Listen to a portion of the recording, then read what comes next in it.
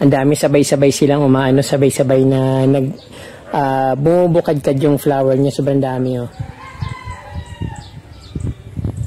So, siyempre dito kaprom din naging maliwalas yung aking garden dahil pinutol ko na yung bagay na bagay sana sa garden dito sa front yard. Pakiramdam ko kaprom din mas gumanda yung aking garden dito kasi mas naging maliwalas siya. Dito kaprom din talagang maganda at na-amaze na ako. Nabawasan yung aking design dito pero mas naging maliwalas at mas magandang tingnan.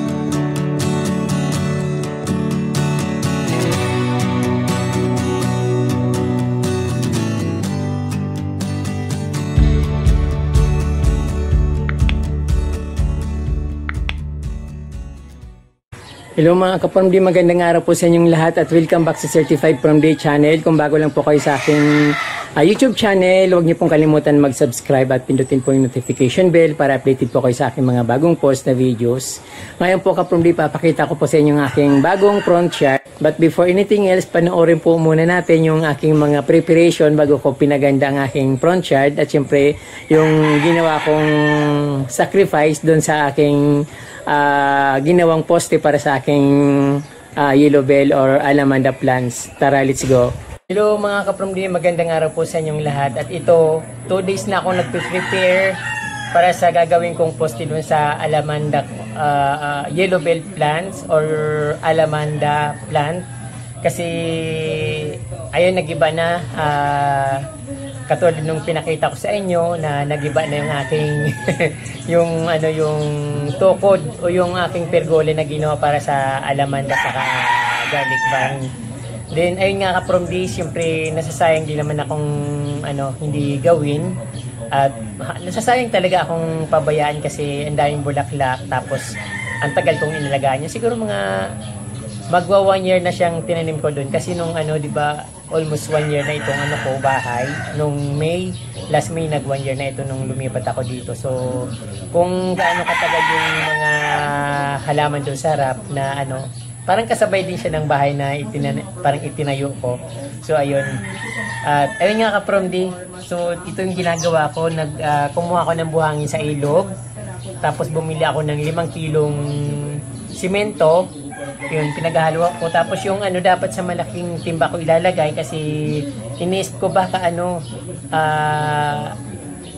matumba ng paghangin kasi kailangan mabigat yung ilalim niya.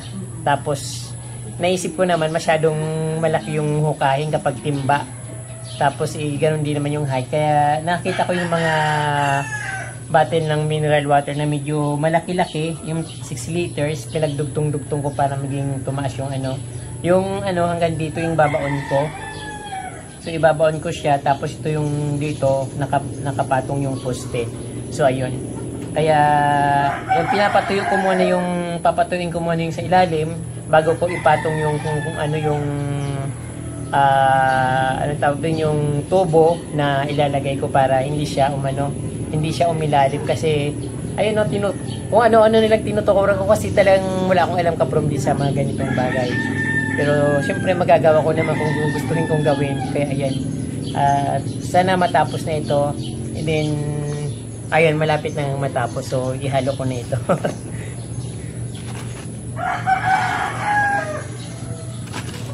Walang init dito ka-From Day, medyo makulong din.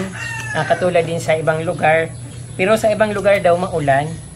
Dito sa amin, ganyan lang. Nung mga 2 to 3 days, umuulan din pero hindi yung malakas. Parang ambon lang. Tama lang para makadilig ng halaman.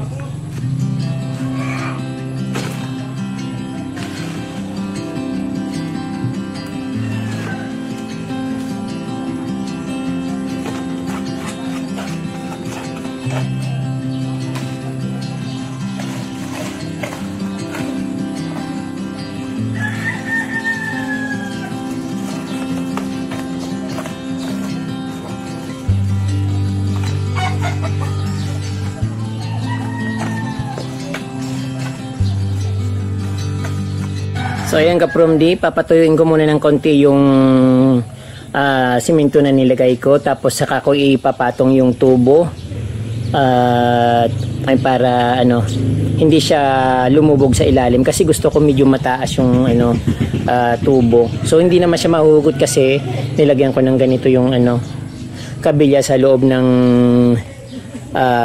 tubo. So ayan po mga kapromdi, na tapos ko na yung ano, yung ginagawa kong poste at tumigas na nga yung simento na nilagay ko doon sa pinaka ano niya, pinaka base niya. Kaya ayan na, lalagyan ko siya ng ano, yung primer na mayroon ano, parang epoxy kasi katulad nito, kalawangin na ito at lumang-luma na ito kapromdi. Medyo malambot na ito kasi ayun, kinakalawang na. So kailangan kasi nito ng kapromdi, malagyan ka agad at para tumigas yung ano, tumigas yung primer kasi kakalawangin siya.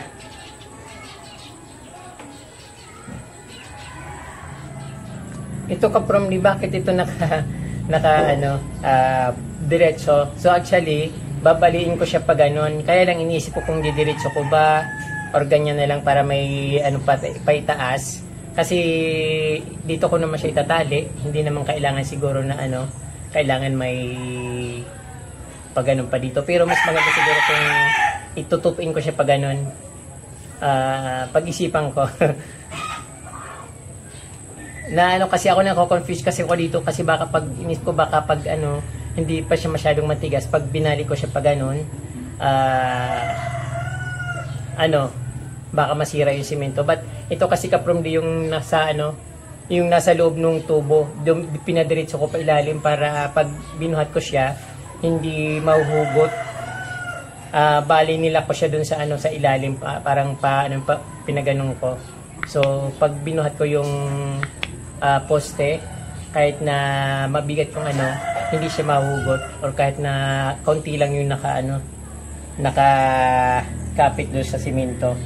Kasi mayroon dito sa taas na nakalock siya.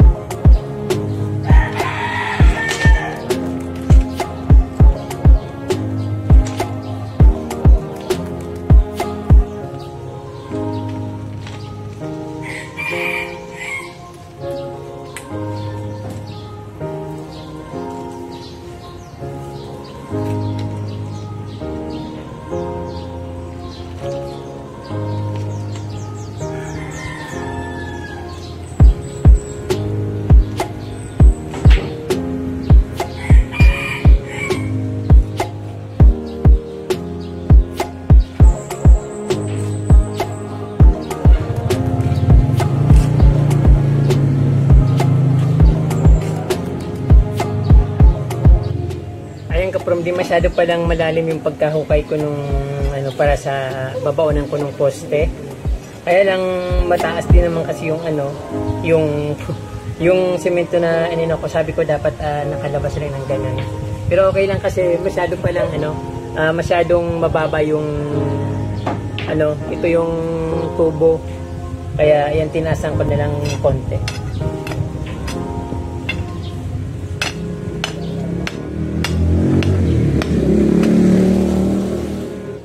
Okay lang naman siguro ito. Siguro hindi na ito mabubuwal. Sobrang bigat nung ano, yung sinemento ko. Ayan mga kapromdi, hindi ko siya pwedeng i-save lahat kasi sobrang bigat niya na pala kapromdi. So maliit lang yung poste ko, dapat talaga yung ano, yung ilalagay ko dito, yung ano rin, arc or pergola para ma-save ko lahat siya. Ayun, meron na akong mga naputol kasi sobrang bigat niya ng kapromdi talaga, mabigat talaga siya, kaya siguro bumigay yung aking arc dito. So ayan. Marami pa rin akong dapat putulin kasi mas mataas siya doon kaysa sa ginawa kong poste. Yung ano ko naman ay tingnan yung giba-giba na talaga yung pergola na ginawa ko. So kailangan talagang tanggalin ko na siya. Then at least ito yung ano, yung parang kailangan panibago ulit na yellow bell, although hindi naman siya mamamatay kapag pinutol ko lang mga mahaba niyang sanga. At siyempre parang panibago ulit, pero okay lang, at least na-save ko siya. At continuous naman yung pagpa-flower niya. Ayan, pag marami na ulit siyang sanga, yan, tuloy-tuloy na naman ulit yung kanyang pagbubulaklak. Pero ayan, pero siyempre, kaprom di sayang yung sobrang dami ng bulaklak talaga.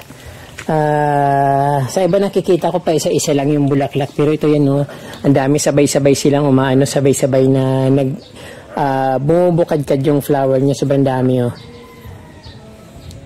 Maraming pang pabuka, pero pag sabay-sabay talaga ang dami, sayang. At ayan, simple gagawa ulit ako ng paraan para bumalik ulit siya. Although, kahit ngayon nasasayang ako from di, sayang talaga, sobrang dami. Kailangan ko lang talagang putulin. So ito po, putulin ko ulit ito. Kasi hindi niya kaya. Masyadong mababa yung ko ginawa kong yung poste. Kasi mababa rin yung niya, yung maiksi lang yung niya, tubo. Kaya hindi ko naman masyadong pataasin dahil matutumba siya kasi maliit lang. Then yung yung nilagay kong simento, rin kailangan mababa lang din talaga. So ayan, kaya dapat talagang puputulin ko. So anyway, babalik naman ulit siya kapag lumago ulit, papalagoon ko ulit siya. So madali lang yan.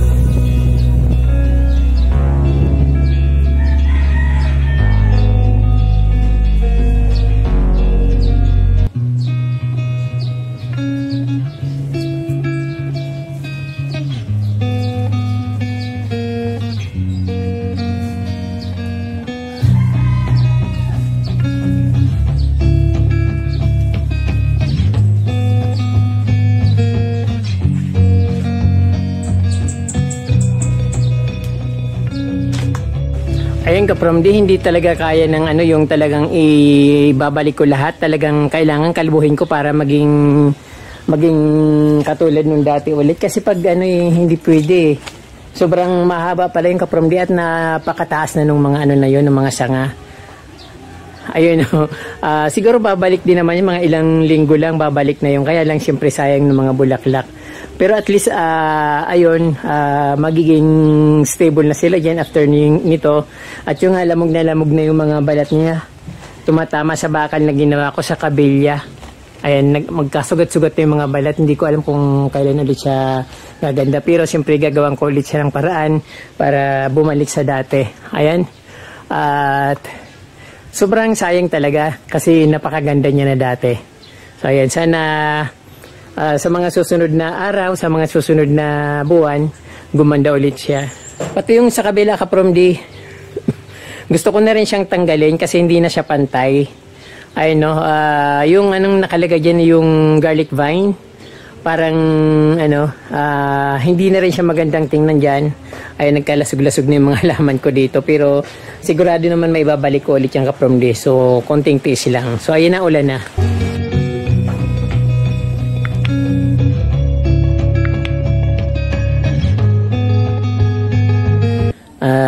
Tinanggal ko na lang pareho yung aking haligi ng pergola para magawa ko ng kabilaan kasi hindi na maganda, hindi pantay.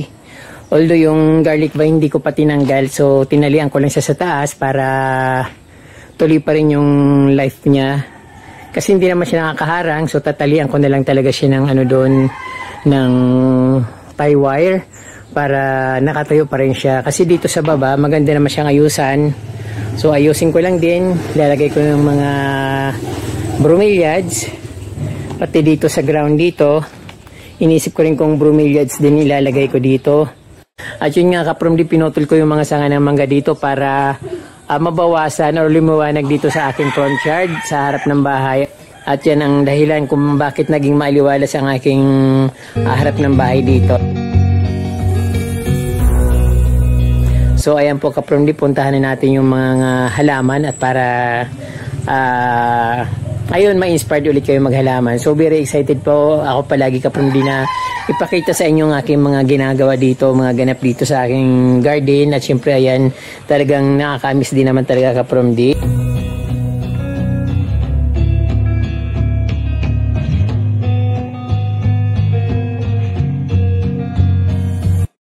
Tea plant na binunot ko dun sa front yard para palitan ko ng mga flowering plants at crouton. So ayan, dito pa rin yung nagagandahan kong mga anthurium na magnificum, may kasamang gloriosum. So pinaghalo-halo ka na lang sila dyan para hindi ako masyadong mahirapan sa pagdidilig. At syempre para ayun, nakakompose sila para mas magandang tingnan, mas matataba yung halaman. Ito naman yung aking muchaco irog ba tawag dito, parang something ganun, parang basta something may irog, pero alam ko copper plant din siya na parang basta copper plant something. So ayun kaprom, dito nga yung aking mga bromeliads or tea plant na binunot ko sa harapan ng bahay. Ayan, nagagandahan dito sa aking may passage. At yan po.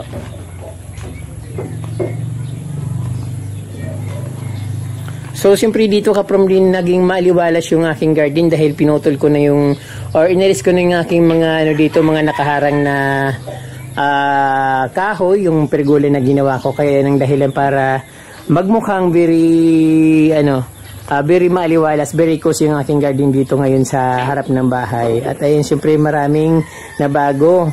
Dahil may mga bromeliads ako dun sa pergola na nakatanim. Ayan yung mga bromeliads ay binaba ko, itinanim ko sa direct soil at itinoso ko lang yung kaprom sa direct soil. Ayan. Tapos yung aking yellow bell na napakaganda at very lush, ito na lang siya ngayon at umaasa ako na gaganda pa rin siya at magkakaroon ng maraming bulaklak at mga branches.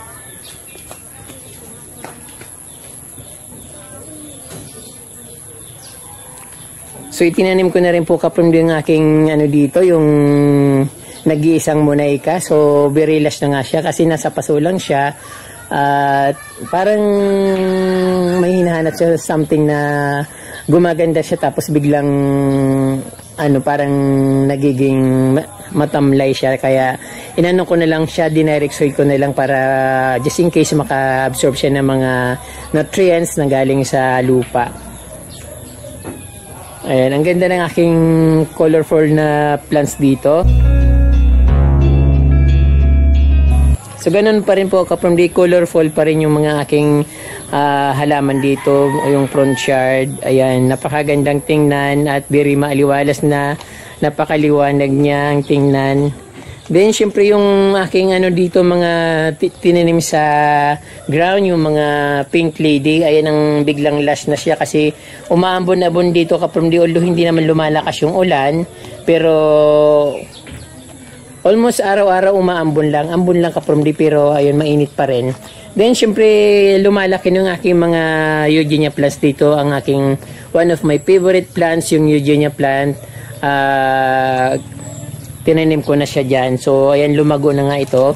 Then, last day, or makalawa, ito natutumba na itong, na ito, kasi sobrang dami niyang dahon, malalaki yung mga dahon niya, kaya, ang ginawa ko, pinagpuputol ko yung dahon, tinanggal ko yung mga dahon, kasi magtatalbos rin naman siya ulit. Ayan, kasi para siya, tumayo siya. Ayan, medyo malaki na din ang aking Pokkien tea. Unti-unti ko nang nabibilog kasi matyaga kong pinuputulan yung kapromdi. Tapos yung mga pinutol ko kapromdi na Persian shield, ayan, ang ganda-ganda na nila. Although hindi ako maasa dyan kasi pag once na tumaas siya at hindi ko na malay na matataas na namamatay siya kapromdi, kailangan talang i-trim yung Persian shield. At tingnan yung dahon niya, napakaganda at very last, tapos yung kulay niya talagang nakaka-amaze tingnan. Ayun, bagay na bagay sana sa garden dito sa front yard. Kaya lang, ayun, okay lang naman siya. Babawasan ko lang, i-maintain ko lang siya palagi para mas maging maganda at makulay. Then dito sobrang kapal na yung dito Kaprom D. Kailan ko lang ito pinakita sa inyo yung mga pink lady dito, pero ayun, umaapaw na sa bato. Yung Persian shield ko dito na pinutol na berry lash, ayan, hindi na siya makarecover masyado, namamatay na nga. Pero ayan, okay lang naman na mawala siya kasi mayroon yung akong tinanim dito Kaprom D na Pokien, para ayan, binibilog ko rin siya dyan. Then sabi ni Ma'am Angelina, shout out po kay Ma'am Angelina Carayuso, na sabi niya magtanim ako dito ng yellow bell, dahil marami akong pinutol na yellow bell, marami akong siyang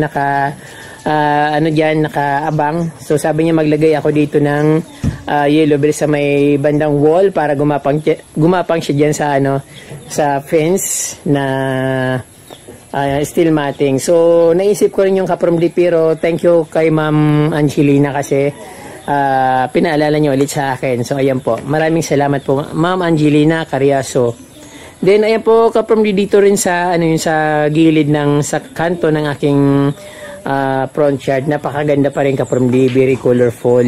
At syempre ayan, nakakita nyo pa rin yung yung mga picara plants ko dito na may mix na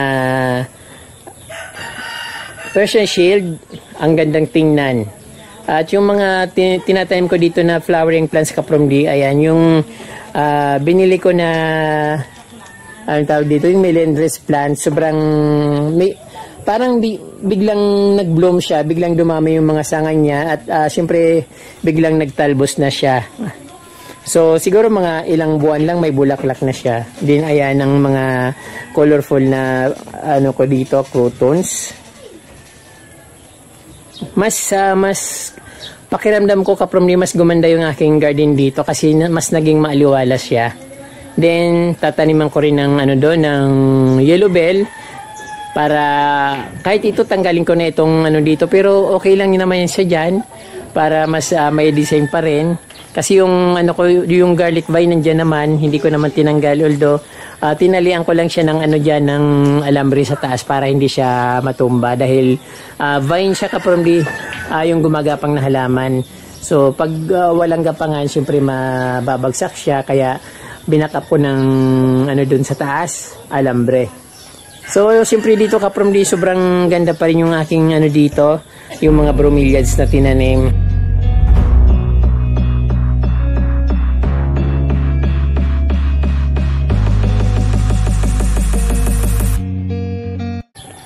Maaliwalas pa rin, so kailangan ko pa rin ng konting improvement dyan para mas maging maayos at mas magandang tingnan.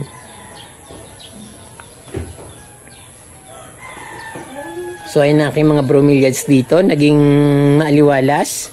At syempre gusto kong siguro sa darating na mga buwan, ililipat ko yung mga ko dito, bromeliads, tapos tataniman ko ng pink lady sa ground para katulad din sa kabila, kasi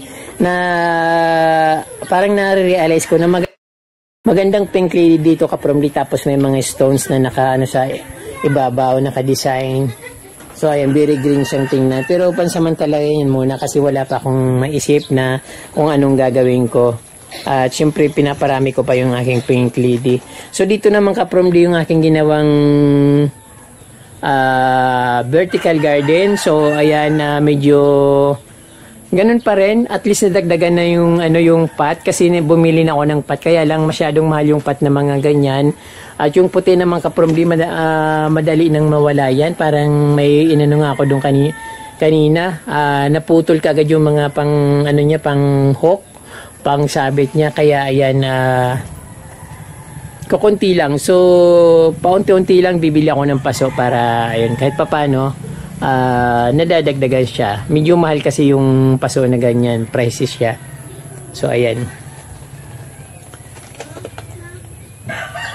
So dito Kaprom D talagang maganda, at na-amaze na ako kahit na nagsisimula pa lang yung parang ginawa kong pag repair ng aking front yard. Maganda siyang tingnan. Parang binagyuhan, maliwanag na maliwanag siya kasi nawala yung yung nakaharang diyan na very lush na yellow bell, pero siyempre babalik din naman yan sa mga susunod na buwan. Kakapal din siya, pero hindi na siguro katulad nung dati na sobrang kapal kasi ngayon ang dami kong pinutol na sanga. Siyempre dahil maliit lang yung yung poste niya, so madalas ko siyang puputulin para hindi siya matumba. So ayan, yung ibang halaman naman kaprom din nilagay ko dito sa may gate kasi wala naman akong sasakay na dadaan dyan. Yung motor ko naman kasyang-kasya dito sa maliit na gate, kaya dito na lang ako dumadaan. Kaya yung mga halaman na ibang mga halaman na pwede kong ilagay dyan sa may iharang dyan para hindi masyadong makita dito sa loob, niligay ko dyan. So ayun, siyempre ayan, inaayos ko pa rin yung halaman ko dito at yung mga pinutol ko na mga yellow bell andyan pa rin, hindi ko pa rin tinatanggal. May mga ferns, may mga copper plant na maroon, tapos yung mga Mexican Fittonia, hinalo-halo ko na dyan, pinagpuputol ko na sila dyan. So ayan ang aking front yard kaprom D. So ayan ang aking front yard kaprom D. Yung mga bromeliads dinistribute ko na dyan sa mga gilid-gilid.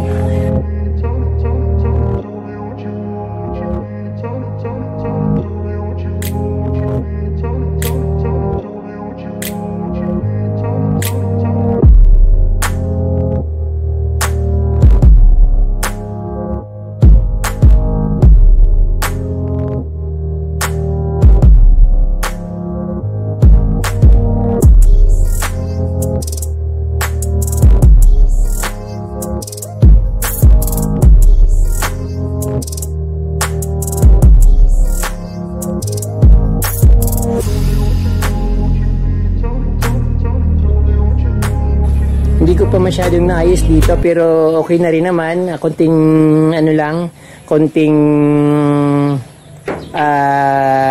galaw-galaw lang.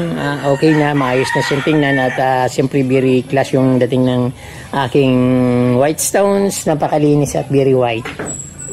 So ayan po. Dito parang kulang pa yung pagkaayos ko. Pero pansamantala lang naman kapurmbi kasi bagong bagong para bang nasyak yung garden ko sa ginawa ko dahil nabawasan yung aking design dito, pero mas naging maaliwalas at mas magandang tingnan.